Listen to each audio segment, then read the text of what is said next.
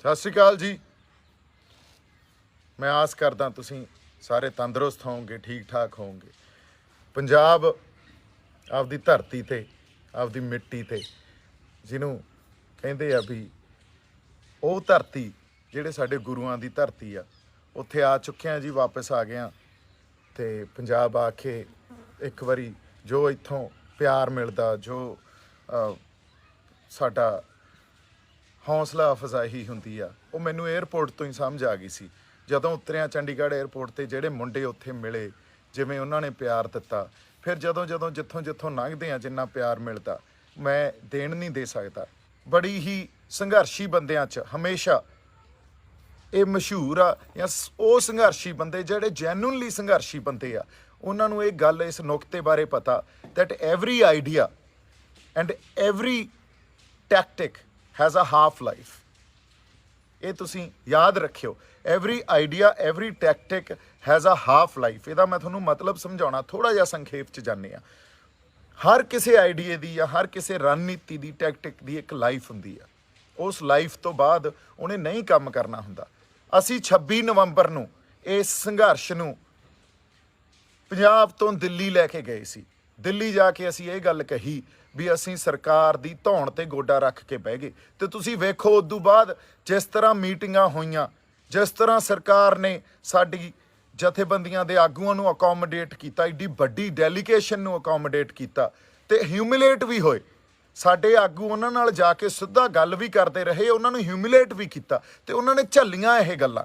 ਕਿਉਂਕਿ ਤੁਸੀਂ ਧੌਣ ਤੇ ਗੋਡਾ ਰੱਖ ਕੇ ਬੈਠੇ ਸੀ ਤੇ ਤੁਹਾਡਾ ਆਈਡੀਆ ਕੰਮ ਕਰ ਗਿਆ ਸੀ। ਉਹ ਆਈਡੀਆ ਜਿਹੜਾ ਨੌਜਵਾਨਾਂ ਨੇ 26 ਨਵੰਬਰ ਨੂੰ ਤੁਹਾਨੂੰ ਸਟੇਜ ਲਾ ਕੇ ਉੱਥੇ ਦੇਤੀ ਸੀ ਤੇ ਸਿੰਘੂ ਬਾਰਡਰ ਤੇ, ਟਿਕਰੀ ਬਾਰਡਰ ਤੇ ਜਾ ਕੇ ਬਿਠਾਤੇ ਸੀ।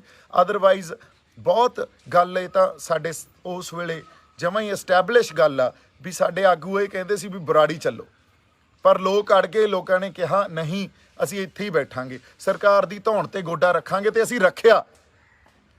ਉਹ ਧੌਣ ਤੇ ਗੋਡੇ ਦੀ ਕਲਮੀਨੇਸ਼ਨ 26 ਜਨਵਰੀ ਨੂੰ ਹੋਈ।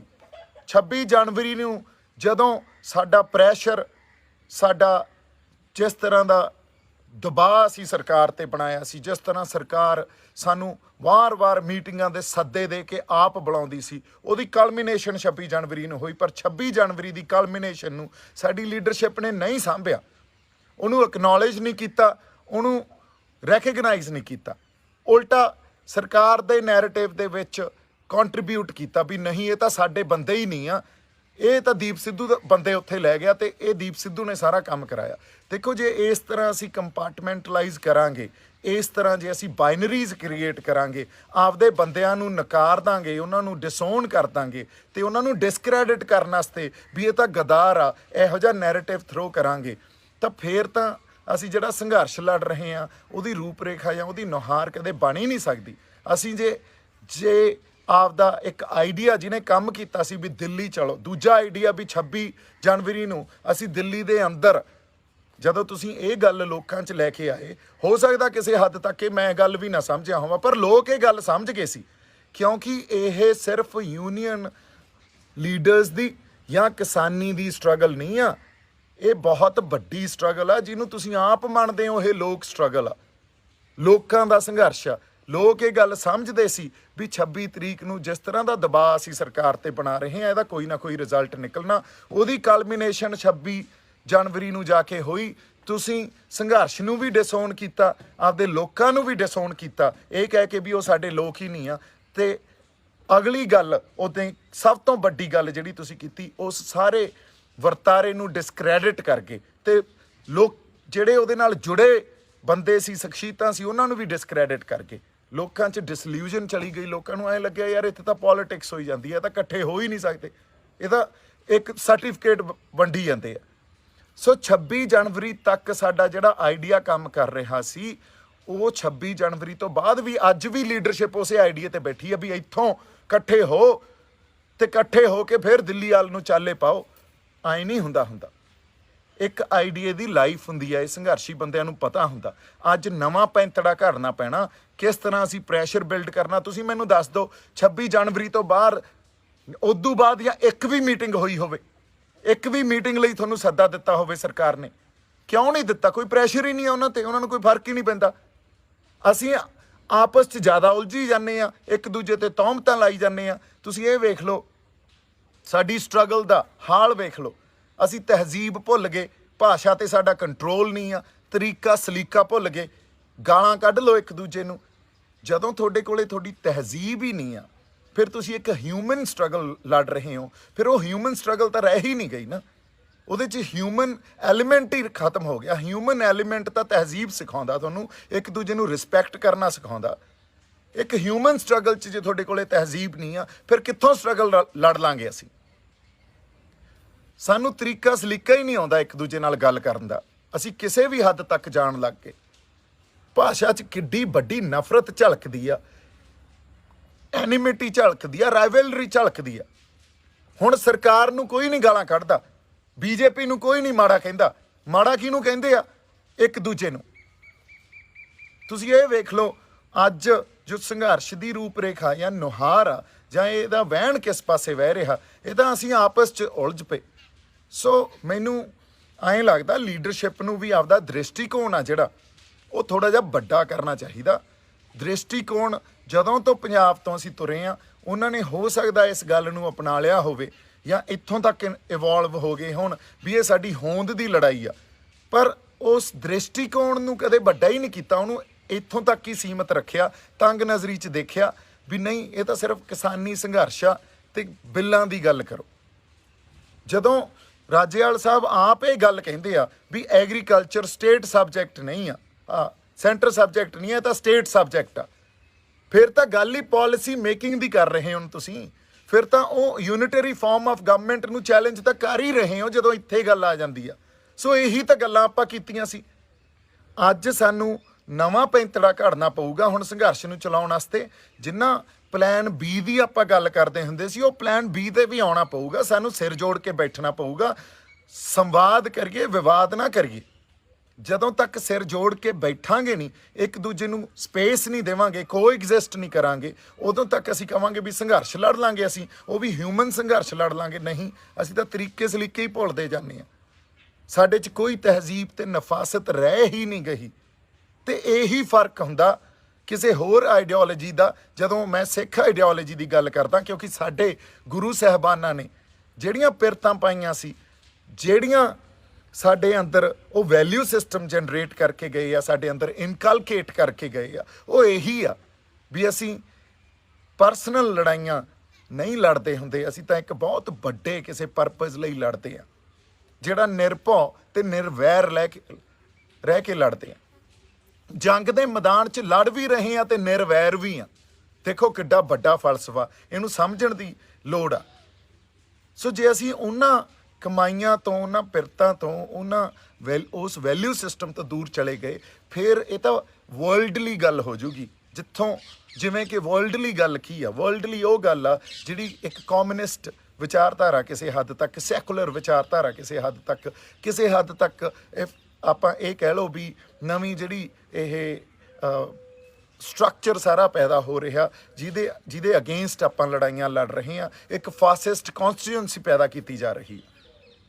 ਅੱਜ ਜੇ ਆਪਾਂ ਸੰਤਾਂ ਦੀ ਗੱਲ ਕਰ ਦਿੰਦੇ ਹਾਂ, ਸੰਤ ਜਰਨੈਲ ਸਿੰਘ ਭਿੰਡਰਾਂ ਵਾਲਿਆਂ ਦੀ, ਨਹੀਂ, ਉਹ ਪੰਜਾਬ ਦੇ ਇੱਕ ਪੋਲੀਟੀਕਲ ਸਟਰਕਚਰ ਦਾ ਵੀ ਪਾਰਟ ਸੀ। ਉਹਨੂੰ ਕਿਵੇਂ ਧਰਮ ਦੇ ਨਾਲ ਵਾਰ-ਵਾਰ ਜੋੜ ਦਿੰਦੇ ਆ, ਕੰਪਾਰਟਮੈਂਟਲਾਈਜ਼ ਕਰ ਦਿੰਦੇ ਆ। ਔਰ ਇਹ ਗੱਲ ਸਾਰੀ ਕਿੱਥੋਂ ਆਈ? ਇਹ ਉਸ ਵੈਸਟਰਨ ਸਟਰਕਚਰ 'ਚੋਂ ਗੱਲ ਆਈ ਹੋਈ ਆ, ਜੋ ਵੈਸਟਰਨ ਸਟਰਕਚਰ ਨੇ ਇੱਕ ਹਿਊਮਨਿਟੇਰੀਅਨ ਗਰਾਊਂਡ ਨੂੰ ਇਹ ਕਹਿ ਕੇ ਪ੍ਰਮੋਟ ਕੀਤਾ ਵੀ ਅਸੀਂ ਸੈਕੂਲਰ ਹਾਂ, ਅਸੀਂ ਤਾਂ ਧਰਮ ਤੋਂ ਦੂਰ ਹਾਂ। ਜਾਂ ਕਮਿਊਨਿਜ਼ਮ 'ਚੋਂ ਗੱਲ ਆਈ ਆ ਵੀ ਨਹੀਂ, ਅਸੀਂ ਧਰਮ ਤੋਂ ਦੂਰ ਹਾਂ। ਪਰ ਅਸੀਂ ਕਦੇ ਵੀ ਨਹੀਂ ਸੀ। ਇਹ ਸਾਡਾ ਵਿਰਸਾ, ਸਾਡਾ ਕਲਚਰ, ਸਾਡਾ ਜਿਹੜਾ ਇਹ ਕਹਿ ਲਓ ਹੈਰੀਟੇਜ ਇਹ ਆ ਵੀ ਰਾਜਨੀਤੀ ਦੇ ਉੱਤੇ ਹਮੇਸ਼ਾ ਧਰਮ ਦਾ ਕੁੰਡਾ ਰਿਹਾ।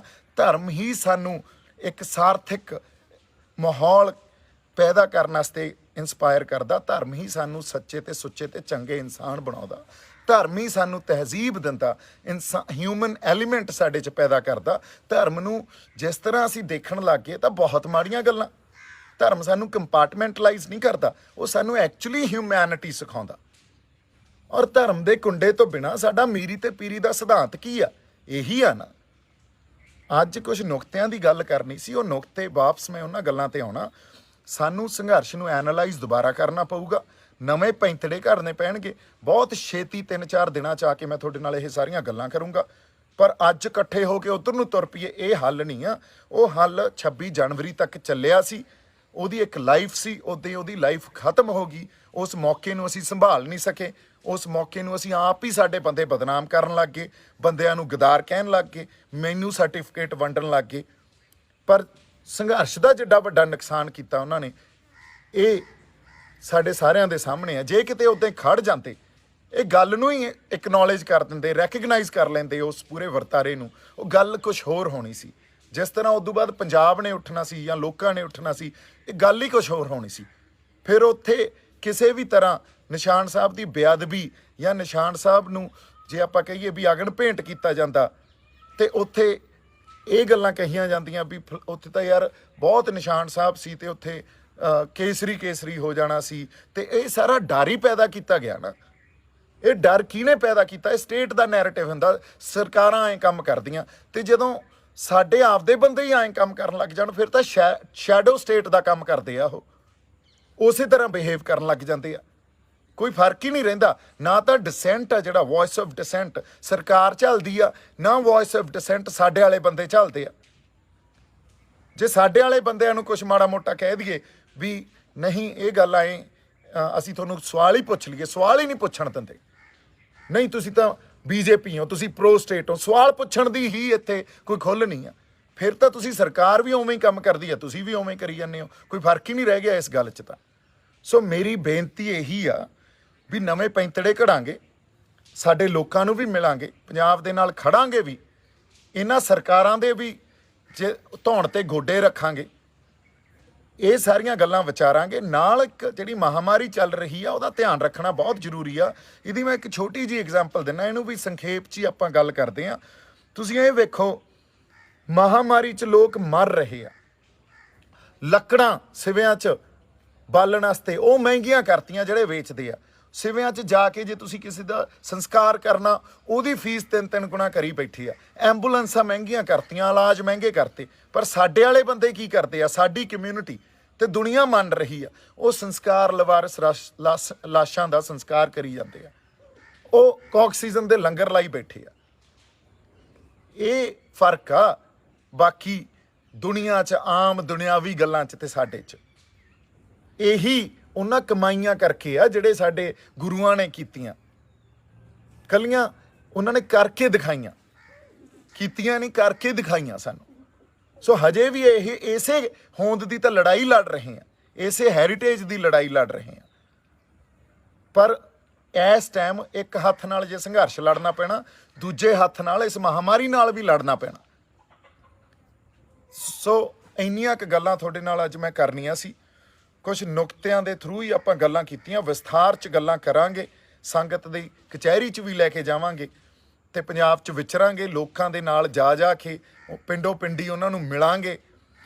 ਸੰਘਰਸ਼ ਦਾ ਸਾਡਾ ਕੀ ਪੈਂਤੜਾ ਹੋਵੇ ਉਹ ਵੀ ਘੜਾਂਗੇ, ਕਿਉਂਕਿ ਜੇ ਆਪਾਂ ਬਿਨਾਂ ਵਿਉਂਤ ਬੰਦੀ ਕੀਤੇ ਤੇ ਪੁਰਾਣੀ ਵਿਉਂਤ ਬੰਦੀ ਤੇ ਹੀ ਚੱਲਦੇ ਆ, ਉਹਦੀ ਇੱਕ ਲਾਈਫ ਸੀ, ਉਹ ਐਕਸਪਾਇਰ ਹੋ ਗਈ 26 ਜਨਵਰੀ ਤੋਂ ਬਾਅਦ। ਅੱਜ ਤੱਕ ਸਰਕਾਰ ਤੇ ਕੋਈ ਪ੍ਰੈਸ਼ਰ ਨਹੀਂ ਆ। ਯੂਨੀਅਨ ਵਾਲੇ ਤੀਜੇ ਕੁ ਦਿਨ ਸੰਸਦ ਘੇਰਨ ਦਾ ਪ੍ਰੋਗਰਾਮ ਦੇ ਦਿੰਦੇ ਆ, ਮੁੜ ਕੇ ਹੋਰ 2 ਦਿਨਾਂ ਬਾਅਦ ਉਹਨੂੰ ਕੈਂਸਲ ਕਰ ਦਿੰਦੇ ਆ। ਮੁੜ ਕੇ ਕਿਹੋ ਜਿਹੇ ਬਿਆਨ ਦਿੰਦੇ ਆ ਵੀ ਜੇ ਦੀਪ ਸਿੱਧੂ 'ਚ ਦਾਮਾ ਤਾਂ ਉਹ ਘੇਰ ਲੈ ਜਾ ਕੇ ਸੰਸਦ। ਵੇਖ ਲਓ ਤੁਸੀਂ, ਇਹ ਤਾਂ ਸਾਡੀ ਭਾਸ਼ਾ ਹੋਈ ਪਈ ਹੈ। ਇੰਨੀ ਕਿ ਸਾਨੂੰ ਮੈਨੂੰ ਲੱਗਦਾ ਸਲੀਕਾ ਆਉਂਦਾ ਇੱਕ ਦੂਜੇ ਨਾਲ ਗੱਲ ਕਰਨ ਦਾ, ਅਸੀਂ ਇੱਕ ਦੂਜੇ ਨੂੰ ਸਪੇਸ ਹੀ ਨਹੀਂ ਦੇ ਰਹੇ।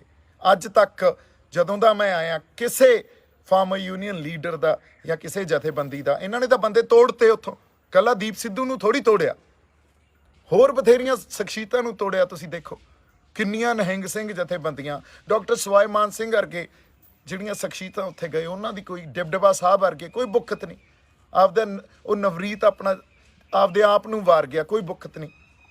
ਸੋ ਅਸੀਂ ਹਜੇ ਵੀ ਗੱਲਾਂ ਨਹੀਂ ਸਮਝਾਂਗੇ, ਆਪਦਾ ਹੀ ਨੁਕਸਾਨ ਕਰਾਂਗੇ।